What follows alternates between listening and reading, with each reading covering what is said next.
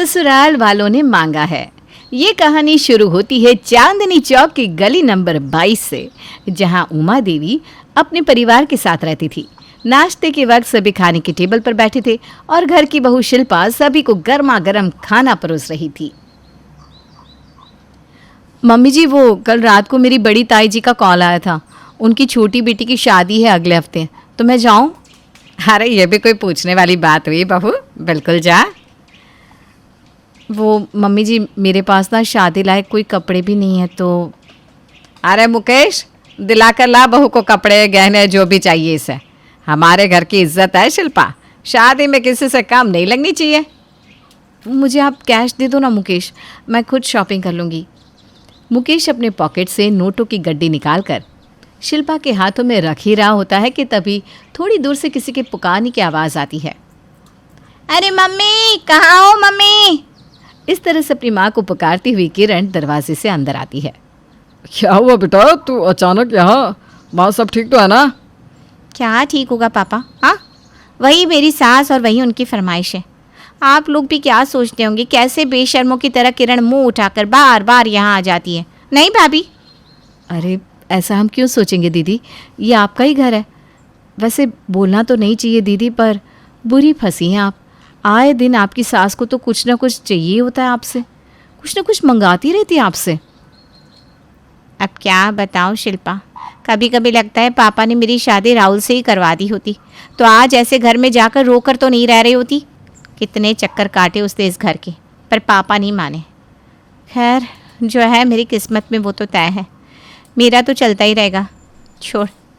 अच्छा तू पहले ना ये नोटों पैसों की गड्डी अपने पास संभाल के रख ले, घर में नौकर चाकर है, नज़र पड़ती है।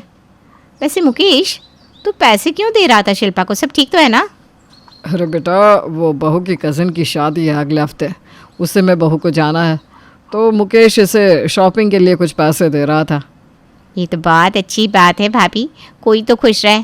वैसे आप क्या खरीदने वाली है? वैसे ना साड़ी या गाउन या आलिया कट के सूट लेना बहुत ट्रेंड में है। शाम में ही जाऊंगी दीदी, आप भी चलिए साथ में, सामने पसंद कर लीजिएगा। शाम को शिल्पा अपनी ननद किरण के साथ शॉपिंग पर जाती है। ये गाउन अच्छा लग रहा है नहीं दीदी? हाँ ठीक ही लग रहा है, पर साइज़ ज़रा छोटा नहीं ले रही तू? मेरी साइज़ स्मॉल है दीदी। क्या फालतू बात बोलती है तू? थू कर, क्यों रहे तेरा साइज़ छोटा? भगवान करे तू खा पी कर डबल एक्सेल हो जाए। और अभी तक बच्चा नहीं ठहरा है ना तुझे, कोई गुड न्यूज़ रह गया तो तेरा साइज़ तो बढ़ेगा ही, फिर तो ये कपड़े बेकार हो जाएंगी। तो शगुन समझ कर ही बड़े साइज़ के कपड़े ले ले। भैया आप ना और वैरायटी दिखाइए, और जो जो कपड़े हमने साइड में करवाए हैं ना, सबके डबल एक्सेल पीसेस निकाल दीजिए। अरे पर दीदी, मैं इन्हें पहनूंगी कैसे? कुछ ज़्यादा बड़े नहीं हो जाएंगे? एक सिलाई लगानी है और फिर ये तुम्हारी साइज़ के हो जाएंगे, फिक्र मत करो। और इस तरह किरण सारे कपड़े अपनी ही पसंद के और अपनी ही साइज़ के खरीद लेती है। रात को घर लौटने के बाद सभी साथ में बैठकर टीवी देख रहे थे, तभी फ़ोन पर बात करती हुई किरण अपने कमरे से बाहर आती है। हाँ मम्मी जी, साड़ी और कपड़े? हाँ मैंने लिए ना मम्मी जी। हाँ हाँ, मैं कल सुबह लेकर आती हूँ। प्रणाम मम्मी जी। ये कहकर किरण फ़ोन रख देती है। ये किन कपड़ों की बात कर रही थी तेरी सासू माँ? वो क्या है ना मम्मी, मेरी ननद को देखने के लिए लड़के वाले आ रहे, इसीलिए मेरी सास ने मुझे यहाँ भेजा था। कह रही थी तेरे मायके में तो बहुत बड़े बड़े शोरूम है, वहीं से 2-4 गाउन, कुछ साड़ियाँ और कुछ फैंसी कपड़े लेकर आ जाना। इसीलिए उन्होंने मुझे यहाँ भेजा था, पर आप लोगों का मुंह देखकर ना मैं कुछ कह नहीं पाई। पर आप फिक्र मत कीजिए, देखा जाएगा क्या होता है। अरे कैसे देखा जाएगा बेटा? शिल्पा बेटा, तू आज शॉपिंग करके आई ना, वो कपड़े अपनी ननद को दे दे, और तू ना फिर कुछ खरीद लेना, तेरे फंक्शन में तो अभी वक्त है ना। पर मम्मी जी। ठीक है मम्मी जी। भाभी, वो आपके पास वो नेकलेस नहीं है जो आपने अपने छोटे भाई की शादी में पहना था? एक बार वो भी दे देती आप तो ठीक रहता। आज आपने जो साड़ी खरीदी है ना, उसके साथ वो ज्वेलरी सही जाएगी, वरना कल सुबह फिर मेरी सास मुझे यहाँ ज्वेलरी खरीदने के लिए भेज देगी। अब आप ही बताओ मम्मी, सुबह सुबह 10 बजे कौन सी ज्वेलरी की शॉप खुलती है? ये लड़के वाले ना एक बार मेरी ननद को देख ले, फिर हिफाजत से मैं आपके गहने आपको वापस कर दूँगी। और इस तरह अपनी भाभी से उनके सारे कपड़े और अच्छी खासी ज्वेलरी लेकर किरण अपने ससुराल पहुंच जाती है और फिर अपने ससुराल के हॉल में बैठकर एक एक गहने ट्राई करना शुरू करती है। तो फिर अपने मायके से कुछ उठा कर ले आई? अच्छा लगता है क्या बहू? शादी के बाद मायके से बार बार चीज़ लाना शोभा नहीं देता। अरे मैं तो खुद परेशान हूँ मम्मी जी, पर मेरी मम्मी है ना मानती नहीं है, खाली हाथ मुझे भेजने को तैयार ही नहीं होती। जब देखो कुछ ना कुछ हाथ में पकड़ाई देती है। इस बार तो तू अपने मायके से इतनी सारी चीज़ें ले आई, पर अगली बार मत लाना, वरना मैं उन्हें फ़ोन करके मना कर दूंगी। अब मम्मी जी आप ना मम्मी से बात मत कीजिएगा, उनका कहना है उनकी एक ही तो बेटी है। अब मुझे लेकर उनके कितने अरमान हैं, मैं उन्हें मना कर दूंगी। बस आप इस बारे में कुछ बात मत कीजिएगा, आपको प्रेम जी की कसम। तो कुछ ऐसी थी किरण। आए दिन किरण किसी न किसी बहाने अपने मायके पहुंच जाती थी और कोई ना कोई नई चीज़ उठाकर अपने मायके से अपने ससुराल ले आती थी। इसी तरह एक सुबह किरण अपने मायके पहुंचती है। अरे वाह भाभी, नया जूसर लिया है आपने, बढ़िया है। मैं भी ना एक नया जूसर ढूंढ रही हूँ। वो क्या है ना मम्मी, पहले तो मैं मिक्सर ग्राइंडर में जूस निकाल लेती थी, पर मेरी सास ने वो मिक्सर ग्राइंडर भी पैक करके छज्जे पर चढ़वा दिया। अब किसी तरह हाथ से दबा दबा कर जूस निकालना पड़ता है मुझे। कहती है जूसर चाहिए तो मायके से लेकर आओ। हाय रे बेटा, तू एक काम कर, इस जूसर को तू ले जा, हम नया ले लेंगे। अरे नहीं नहीं मम्मी, मैं क्या यहाँ से बार बार चीज़ें लेकर जाऊँ? अच्छा ठीक है, आप इतनी ज़िद करती हैं तो। पर देखिए इस बारे में ना मेरी सास को कुछ मत कहिएगा, वरना मुझे और दो बातें सुनाएंगी वो। हद हो गई, आज तो पहली बार ये जूसर ऑन किया था मैंने। कितने मन से मंगवाया था इससे, दीदी ने तो हद ही कर दी है। जो भी सामान लाती हूँ वो इन्हें ले ही जाती है। जूसर लेकर किरण दरवाजे से निकल रही थी कि बाहर सोफे पर पड़े पर्स पर उसकी नज़र पड़ती है। अच्छा हाँ, ये पर्स देखकर याद आया मुकेश, तेरे पास 1000 रुपये होंगे क्या? वो मेरी सास ने मुझे एक पर्स लेकर आने को कहा था। 1000 रुपये क्या दीदी, तुम ये पर्स ही ले जाओ, 8000 की है। कल तो लेकर आया हूँ मैं, अभी तक शिल्पा ने यूज़ भी नहीं किया है इसे। अब ले जाओ, कोई टेंशन नहीं, बहुत पर्स है उसके पास वैसे भी। इस तरह किरण रोज़ रोज़ अपने मायके से कोई ना कोई सामान अपनी सास का नाम लेकर ले लेती और अपनी सास को दूसरी पट्टी पढ़ा लेती। ये जूसर लाने की क्या ज़रूरत थी बहू? हमारे घर पर इन चीज़ों की कमी है क्या जो तुम मायके से ले आती है? माँ का दिल ना ऐसा ही होता है मम्मी जी। अब मुकेश नया नया जूसर लेकर आया था और लाते ही उसने पहले मुझे पकड़ा दिया और दूसरा भाभी को। आप ना फिक्र मत कीजिए, इस बार अच्छे से डांट लगाऊंगी मुकेश को। और इस तरह ये सिलसिला चलता ही जा रहा था। एक रोज़ शिल्पा मार्केट से शॉपिंग कर रही थी कि उसकी नज़र सुषमा पर पड़ती है। शिल्पा उसे देखते ही उसके पास पहुंच जाती है। अरे आंटी जी आप यहाँ, इस बार किस चीज़ की ज़रूरत पड़ गई आपको? मैं समझी नहीं बेटा। आपकी भी एक बेटी है ना आंटी जी, अगर उसकी सास रोज़ उसे मायके से कुछ लाने को कहे तो आपको कैसा लगेगा? ऐसे घर में तो मैं अपनी बेटी को रहने ही ना दूँ बहू। कैसी सास होती है ये? तो फिर आप किरण दीदी के साथ ऐसा क्यों करती हैं? रोज़ मायके से ये लाओ वो लाओ ऐसा क्यों कहती रहती हैं? क्या? इस बारे में तो मैं आप लोगों से बात करने वाली थी कि ये आप लोगों का रोज़ रोज़ किरण को बुलाना मुझे ठीक नहीं लगता, और हर बार इतनी सारी चीज़ें देकर भेजने की क्या ज़रूरत है? मुझे तो ऐसा लगता है कि आप लोग हमें नीचा दिखाने की कोशिश कर रहे हैं। क्या हम नहीं दे सकते ये सब मेरी बहू को? और इसी बातचीत से दोनों समझ जाते हैं कि ये सब कुछ तो भाई किरण का किया धरा है। तो चिंता मत कर, अब मैं समझ चुकी हूँ कि क्या हो रहा है। अब तेरे घर ये दिक्कत नहीं होगी बहू। कल ही उसका लाया सारा सामान मैं तुझे वापस भिजवाती हूँ। नहीं नहीं, उसकी ज़रूरत नहीं है आंटी जी, बस आगे से आप देख लीजिएगा। और ये इत्तेफाक शिल्पा की सारी टेंशन हल कर देता है। इतिहास गवाह है, आज तक सास बहू का रिश्ता सिर्फ तानों और दुश्मनी के नाम से ही जाना जाता है। कभी सास बहू पर भारी पड़ती है तो कभी बहू सास पर। लेकिन क्या होगा अगर 4 बहुएं वो भी एक ही घर में अपनी इकलौती सास पर ही भारी पड़ जाए? और ये डॉली ने मारा थप्पड़ और गिर गई जानवी। ओ मैडम, चल चल, रिमोट दे इधर, वरना केबल का कनेक्शन ही काट दूंगी, न तेरा न मेरा। ओ हेलो, मुझे इंग्लिश न्यूज़ देखनी है, गिव मी द रिमोट।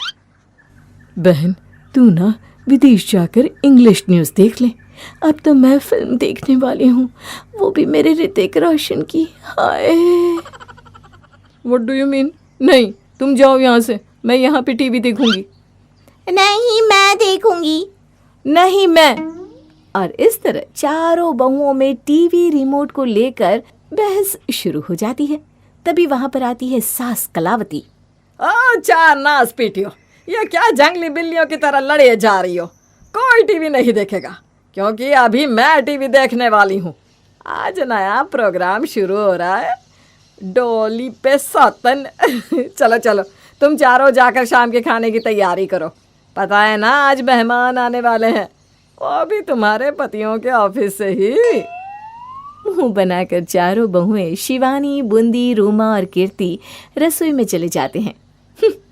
बहुएं समझती हैं ये नौकरानी, जब देखो तब काम काम काम। अरे रोबोट थोड़ी ना है हम भी तो इंसान ही हैं। और नहीं तो क्या, बहुत अत्याचार करती हैं हम पे। और हमारे पति, वो भी किसी कठपुतली की तरह अपनी माँ के इशारे पर ही नाचते रहते हैं। और ससुर जी तो बेचारे बहरे ठहरे। नहीं, अगर हमारी सास हमें ऐसे ट्रीट करती है तो हम भी उनके साथ वैसे ही पेश आएंगे, उन्हीं के स्टाइल में।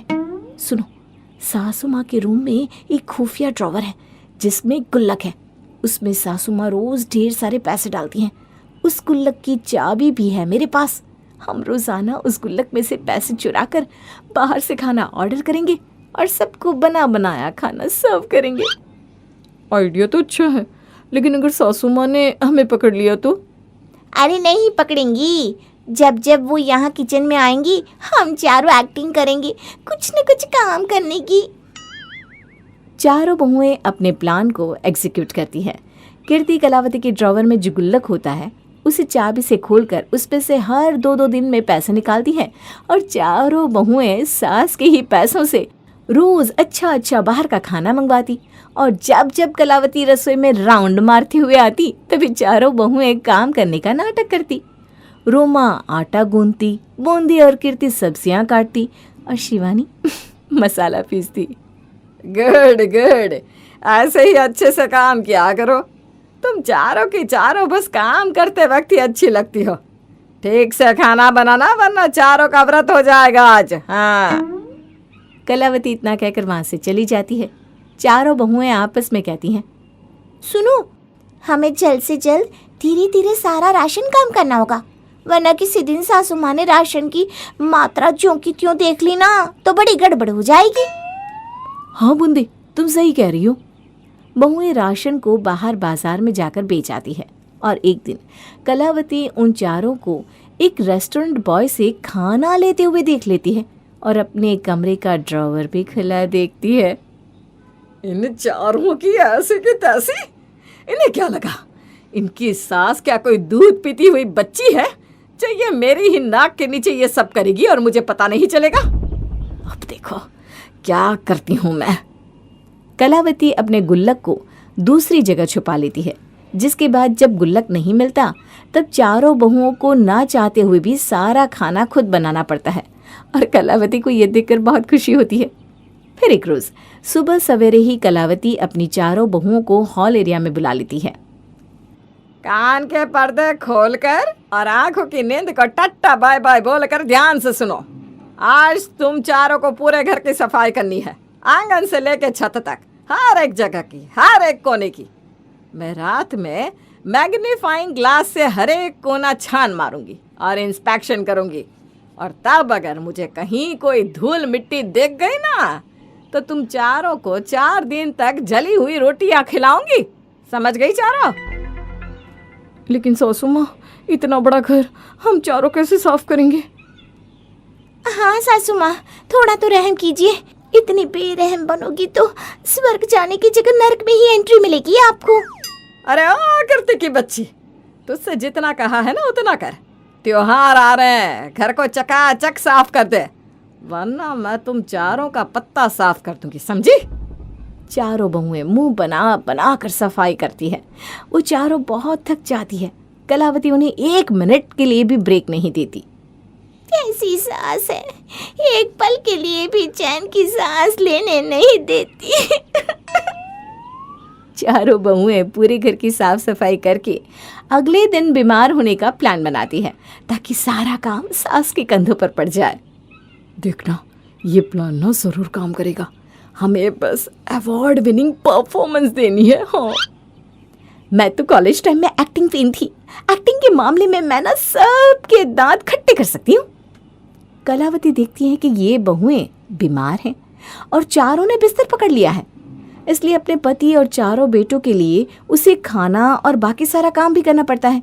लेकिन कलावती को इस बार भी अपनी चारों बहुओं पर शक होता है। लगता है ये चारों कलमुहियाँ फिर से नाटक कर रही हैं मुझसे बदला लेने के लिए। अभी बताती हूँ इन्हें। तभी कलावती चारों के कमरे के बाहर ऊंची आवाज में जानबूझकर फोन पे बात करती है। क्या कम्मो, तू सच कह रही है? हमारे मोहल्ले में कोई बहुत बड़ा सुपरस्टार आया है। हाय हाय, हाँ, तो चौक पर ही रुकना, मैं भी सज धज कर आती हूँ। चारों बहुएं ये सुनकर एकदम से कंबल फेंक कर तैयार हो जाती है और वो चारों भी सज संवर कर चौक पर पहुंच जाती है, जहाँ पर कलावती भी आती है। ओ नो, गई भैंस पानी में, आफत आ गई। बहुओं, तुम यहाँ पर? अच्छा हुआ तुम चारों की तबीयत फिर से ठीक हो गई, मैं तो घबराई गई थी। चलो, ढेर सारी सब्जियां खरीदनी है, आज तो बहुत सारा खाना जो बनेगा घर पर, हैं? कलावती चली जाती है और जब बहुएं आसपास में पूछती है तो पता चलता है कि कोई भी सुपरस्टार नहीं आने वाला है। अरे लेकिन ऐसी बात है तो फिर सासू माँ क्या कह रही थी फोन पर? शायद कम्मो आंटी सासू माँ के साथ मजाक कर रही हूँ। अब फिर से चारों बहुओं को घर जाकर सारा काम करना पड़ता है, क्योंकि उनके बीमार होने की चाल भी तो फ्लॉप हो गई थी। फिर एक दिन अपने रोज रोज के काम से तंग आकर चारों बहुएं आपस में ये कहती हैं, बस बहुत हुआ, अब हम यूँ जेल की कैदी की तरह अपनी लाइफ नहीं गुजार सकते। हमें भी घूमना है, फिरना है, नए नए एक्सपीरियंसेस और एडवेंचर्स करने हैं लाइफ में। अब बस हमें यहाँ से भाग ही जाना चाहिए। हाँ रोमा, तुमने लाखों में एक बात कही है, लेकिन यहाँ से हम भागेंगे कैसे? हमारे पास तो फूटी कौड़ी भी नहीं है। सासू माँ के नाम पर पूरी जायदाद है और उनके पास ढेर सारे गहने भी है। हम उनके सारे पैसे और गहने लूट कर यहाँ से भाग जाएंगे। यस, इससे किसी को भनक भी नहीं लगेगी। आज शाम को ही निकल लेते हैं, क्यों गाइस? हाँ हाँ, गुड आइडिया। फिर जब कलावती सो रही होती है तभी चारों बहुएं कलावती की अलमारी में से सारे पैसे और जेवर चुरा लेती है और अपनी अपनी बोरियों में भर लेती है और घर से बाहर निकल ही रही होती है कि तभी टीवी पर ब्रेकिंग न्यूज़ दिखाई जाती है, जिसमें रिपोर्टर कहता है, आज से पूरे शहर में लॉकडाउन लगाया जा रहा है, वो भी अभी इसी वक्त से। अगर कोई भी व्यक्ति सड़क पर दिखाई दिया तो उसे डंडे तो पड़ेंगे ही, साथ ही साथ उसे बड़ी सजा भी मिल सकती है। चारों बहुएं टेंशन में, अरे नहीं, अरे नहीं, अरे नहीं, अरे नहीं। और अपनी चारों बहुओं की रोनी सूरत देखकर कलावती के कलेजे को बड़ी ठंडक मिलती है और वो जोर जोर से हंसने लगती है।